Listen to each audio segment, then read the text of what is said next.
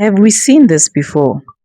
Because when I look at this photo of Tiffany Meek being taken for that inspection in Loco, I immediately got a feeling of deja vu.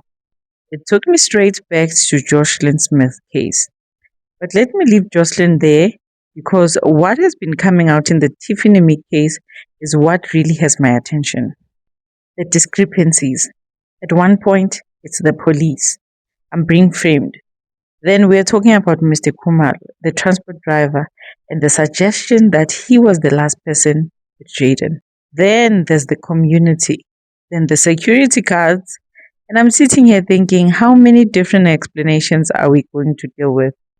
But there's something else I cannot get out of my head. Tiffany comes back in the complex in the early hours of the morning. And remember what the security guard said in that affidavit.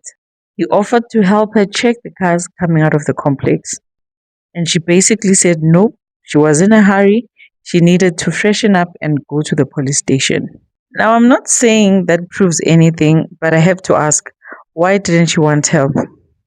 And then shortly after she left, Jaden was found. Coincidence? Maybe, but it's something the court has to consider alongside everything else. And then there's the teacher, their conversation, a message sent around midnight, a message that was later deleted. And the magistrate previously raised concerns about Tiffany's sense of urgency and the inconsistencies in her version.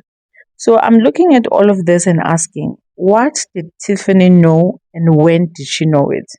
And then we have the private investigator's evidence, the one that we watched on TV, the cleaning detergents, the blankets, and the underwear.